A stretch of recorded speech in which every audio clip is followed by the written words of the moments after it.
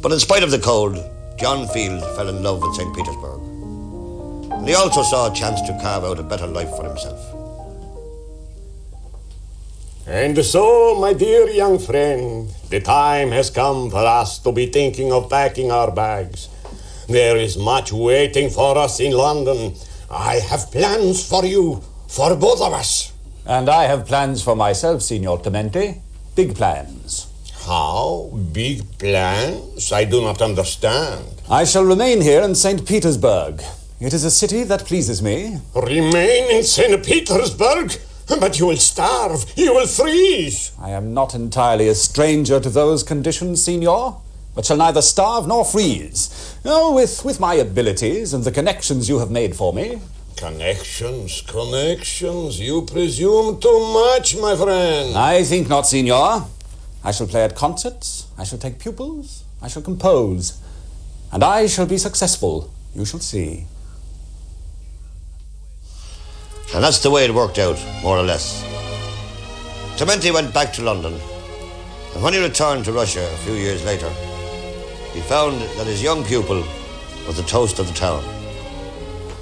The Russian aristocratic families were falling over one another to become his pupils, and Field was greatly in demand for recitals, at many of which he played his own compositions.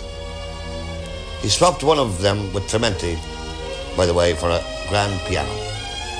But that was only half the story. Success began to go to John Field's head. He was naturally lazy, except when it came to practicing the piano. And like many of his countrymen, enjoyed a drink, the kind of company you meet where drink is served. In 1808, he married a French actress, but the marriage didn't last. Another musician who met him at a party has left us a description of John Field at that time. Nothing can afford a more glaring contrast than a Field nocturne and Field's manners, which are often of a cynical order.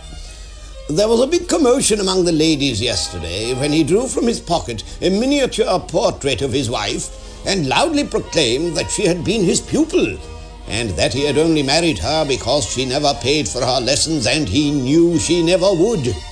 He also bragged of going to sleep while giving lessons to the ladies of Saint Petersburg, adding that they would often awake him by asking, "What does one pay 20 rubles an hour for if you go to sleep?" Hey, what was that? No, my dear young lady. Never use the pedals. It is the task of the fingers to solve all pianistic problems. And what was that I heard you playing? Surely not Beethoven. That German dish-rag, as I call him. No. Bach, Handel, Haydn, Mozart. They must be your mentors. And the fingering is all. Here, permit me to show you. Field did not care much for teaching, but if he took to a pupil, he would sit down himself at the piano and show him all he knew.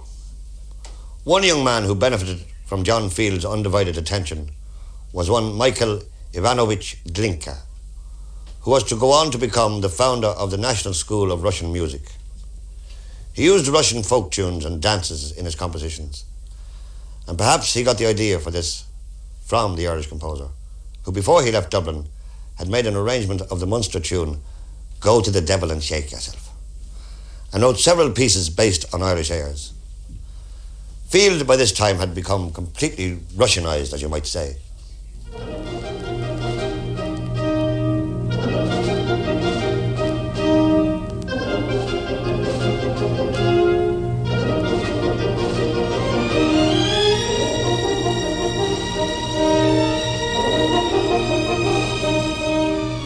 In 1812, Napoleon's victorious armies invaded Russia and were halted only when they were at the gates of Moscow.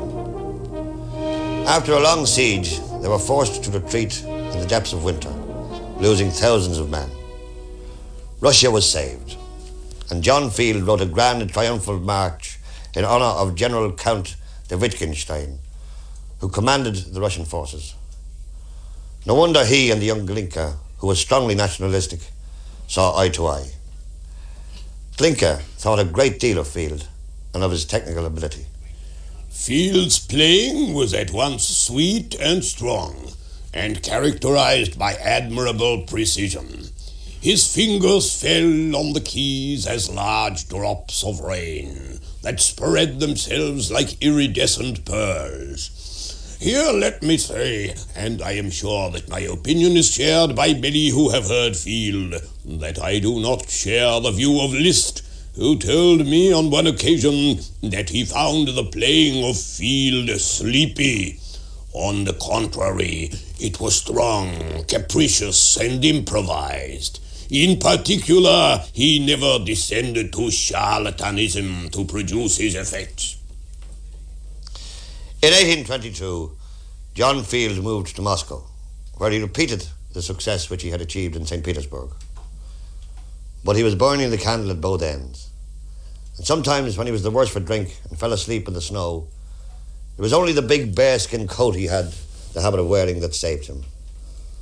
His health began to suffer, and he was even reported dead twice, and had to write to the papers pointing out that the reports were greatly exaggerated. He was very popular in Moscow, well known for his hospitality and generosity to the poor. He hadn't much of a head for money and went through everything he earned. And at this time he was earning plenty, even though he was playing in public less and less. He preferred to jump into his carriage and drop in on his friends in the various taverns in the city, or stay at home with his 4 dogs, of whom he was very fond, and play to himself or a few close acquaintances on Signor Clementi's grand piano.